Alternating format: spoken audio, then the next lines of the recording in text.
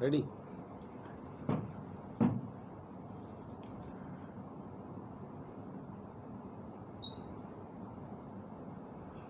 गुरु साहब, कल जिस तरह से किसानों के साथ वहाँ पे रैली कर रहे हैं जी, तो आज भी उन्होंने रोकने का प्रयास तो किया, जी, तो आप भी जा रहे हैं वहाँ पे, क्या करेंगे? बिल्कुल पूरे दल बल के साथ में मैं कल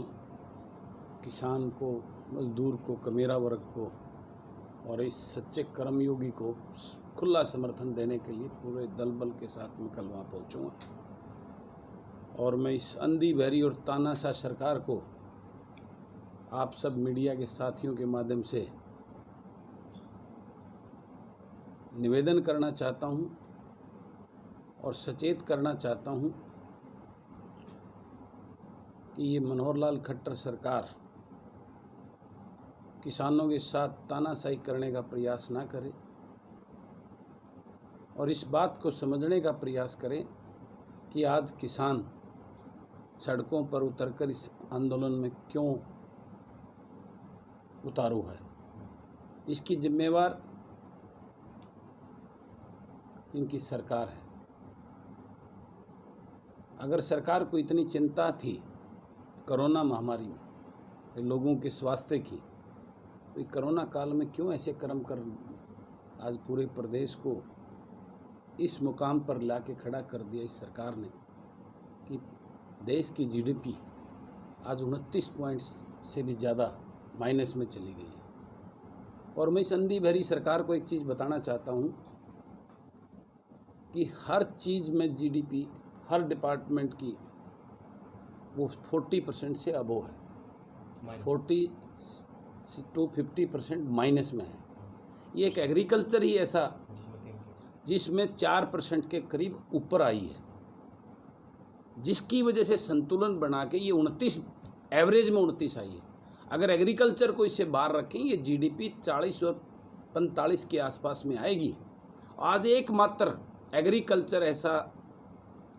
जो विषय है जिसने जीडीपी की, देश की जीडीपी को ऊपर में रखा है, प्लस में रखा है। और आज भारतीय जनता पार्टी की सरकार उसी किसान, उसी अन्नदाता को जो देश की रीढ़ की हड्डी है, उसी को पूंजीपतियों के हवाले करने पर तुला हुआ है। मैं इस सरकार को इस बात के लिए निवेदन करता हूं पहले कि ऐसी मंशा अपने दिमाग से निकालने का काम करे। जब किसान एक सच्चा कर्मयोगी है, वो अपने कर्म करता है, मेहनत करता है और मेहनत के बलबूते पर इस ज़मीन को पाड़ कर जो है ना अन्न पैदा करता है। और मैं बताना भी चाहता हूँ कि आज हर रोज़ जो ये कोरोना के पेशेंट जिस महामारी का डर दिखाकर इस आंदोलन को दबाने का प्रयास कर रही है सरकार, ये कोरोना उसी का बिगाड़ता है जो हरामखोर अयासी की और लूट पे ऐश करते हैं। किसान तो दाल रोटी खाता है, दूध दही का खाना सिंपल खाता है और मेहनत करता है, पसीना बहाता है। ये कोरोना महामारी उसके अंदर इतनी इम्यूनिटी, इतनी स्ट्रांगनेस है उसकी बॉडी के अंदर, ये कोरोना उसका कुछ नहीं बिगाड़ सकता। और आपने देखा होगा कि आज तक कभी आपने कोई ऐसा केस देखा है जिसमें कोई कैजुअल्टी किसी किसान की, कमेरे वर्ग की या मजदूर की हुई हो। सब वो लोग इस कैजुअल्टी में आ रहे हैं जो लोग ऐशो आराम करते हैं। आज आपको देखें अनेकों ये जो नेता हैं भारतीय जनता पार्टी के, विशेषकर इनको ये कोरोना परेशान कर रहा, किसी गरीब मजदूर किसान मेहनत किसको नहीं कर रहा, किसी कर्मयोगी को नहीं कर रहा। तो मैं आप सब मीडिया के साथियों के माध्यम से इस अंधी बहरी और तानाशाह सरकार को बताना चाहता हूँ, कल जो आंदोलन है उसकी जिम्मेवार सरकार है, जिसके लिए किसान को आज सड़कों पे उतरना पड़ रहा है। उस महामारी का प्रकोप दिखाकर इसके उसमें किसान आंदोलन को, किसान की आवाज़ को, जो अपने हक की लड़ाई लड़ने की बात कर रहा है, उसको दबाने का प्रयास ना करें। अन्यथा एक भूल मैं निवेदन करना चाहता हूँ बार बार इस प्रदेश के उस मुख्यमंत्री को, जिन्होंने एक बार इस प्रदेश को जलवाने का पहले काम कर चुके हैं, दोबारा इस प्रदेश की शांति और भाईचारा भंग ना करके इसको जलाने का काम ना करें। और किसान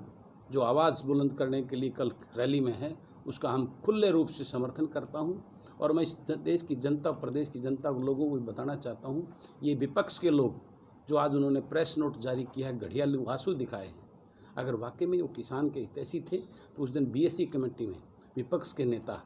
वहाँ उस पर मंजूरी ना करते कि आज कोई सिर्फ सरकार अपना बिल पास करे, किसान के अध्यादेश किसान के बिल पे कोई चर्चा ना करने की हामी भरने वाला, और आज घड़ियालू आंसू दिखाकर आज प्रेस नोट जारी करता है कि इनका ज़मीन से और सदन तक, संसद तक, विधानसभा तक समर्थन करते हैं। अरे क्यों पाखंड करते हो, शर्म करो। इस लोगों ने, जनता ने, इस किसान ने 70% आबादी जो इस प्रदेश की है, उन्होंने वोट देकर आपको आज तक राजनीति में शिखर पर रखे, आपको 10 साल इस प्रदेश का मुख्यमंत्री रखे। आप भारतीय जनता पार्टी की बी टीम का इस लोगों को, किसान के साथ धोखा करने का काम ना करें। और मैं आप सब के माध्यम से इस प्रदेश के किसान को भी याद दिलाना चाहता हूं चौधरी छोटूराम की वो बात कि अपने पराये की पहचान कर लो। अब वक्त आ गया है ऐसे दोगले चेहरे वाले नेताओं का, इनके घड़ियाली आंसू को पहचान करके इन सब को सबक सिखाने का काम। मैं याद दिलाना चाहता हूं इस प्रदेश के लोगों को, जो भारतीय जनता पार्टी के नेता जो 6 साल पहले सत्ता हासिल करने के लिए कपड़े उतार कर जो आज इस प्रदेश का बीजेपी का अध्यक्ष बना बैठा है, और एक पूर्व अध्यक्ष जो कपड़े निकाल कर जो है ना किसान की बात करते थे, आज वो किसान को मारने पे उतारू हैं, आज उनकी पार्टी उतारू है और वो उसके समर्थन में हर रोज़ बयान देते हैं। इनको शर्म आनी चाहिए, इस प्रदेश के लोगों से माफ़ी मांगनी चाहिए। और ये जो चौथा अध्यादेश लाकर इस किसान को सुरक्षा, इसके एमएसपी की, इसके मूल्य की, इसके पैसे की गारंटी का बिल लाकर सरकार को गारंटर बनना चाहिए और तुरंत इस प्रदेश के लोगों से माफ़ी मांग लेनी चाहिए। अन्यथा जिस प्रकार का तानाशाही रवैया, मुझे अभी भी पता लगा है कि सरकार किसान नेताओं को अरेस्ट करने का प्रयास कर रही है, उनके ऊपर प्रेशर बनाने का काम कर रही है, तो मैं उनको सचेत करना चाहता हूँ, जब ये किसान, वो किसान जो धरती का सीना चीर कर अन्न पैदा करता है, इस देश का, प्रदेश के लोगों का पेट भरने का काम करता, वो जब सटक गया तो सड़क पे आने के बाद उसको रोकने का दुस्साहस मत करना, वरना मुख्यमंत्री जी आप तो हेलीकॉप्टर में चलते हो, आपके नेताओं को नंगा करने का काम ये प्रदेश का किसान करेगा। और उसमें सबसे अग्रणी उसकी भूमिका में बलराज कुंडू में किसान का बेटा हूँ, उनके साथ खड़ा होकर और जय किसान और जय जवान की लड़ाई लड़ेंगे मजदूर और किसान की। तो मैं सचेत करता हूँ, बिल्कुल मैं पूरे दल के साथ में कल पिपली रैली में पहुँच रहा हूँ। मैं किसान का बेटा हूँ, मेरी रगों में चौधरी छोटूराम जी की जो देश प्रेम और लोगों की जन भावना का जो था वो खून दौड़ता है। और मैं निश्चित रूप से इस किसान और कमेरा वर्ग और गरीब व्यापारी और किसान से व्यवसाय से जुड़े सभी लोगों के साथ जो मेरे प्रदेश के हैं, उनके साथ खड़ा हूँ, तन मन धन से, और आखिरी सांस तक उनके साथ खड़ा रहूँगा। मैं ये इस प्रदेश की सरकार को निवेदन भी है मेरा, और उनको एक चेतावनी भी है कि वो ऐसा दुस्साहस ना करें जिस प्रकार वो पहले एक गलती करके इस प्रदेश की भाईचारे और उसमें आग लगाने का, दोबारा ये गलती ना करके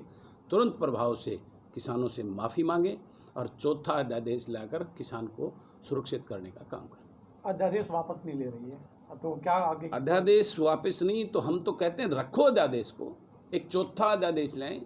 जिसके अंदर एमएसपी के उस पर जो ना कानून की व्यवस्था हो, कोई कम ले उसके ऊपर कानून का शिकंजा कसे, जो किसान की पेमेंट है उसकी गारंटर सरकार बने और किसान के साथ किसी प्रकार का अन्याय ना हो, उसके साथ में चौथा अध्यादेश बिल पारित करें। तो उसके लिए हमें कोई एतराज़ नहीं उसमें करने का। अगर ये कहते हैं कि भाई किसान को एक ओपन मार्केट देना चाहते हैं, लेकिन किसान को सुरक्षित करें ना, किसान को ये करें, किसान के साथ कोई बड़ा व्यापारी पूंजीपति उसका क्या बिगाड़ लेगा गरीब किसान, उससे किसान सुरक्षित रहे, उसकी पेमेंट सुरक्षित रहे। सभी जो एमएसपी के भाव हैं जो आज कुछ फसलों के हैं, जो किसान पैदा करता, सभी फसलों के एमएसपी भाव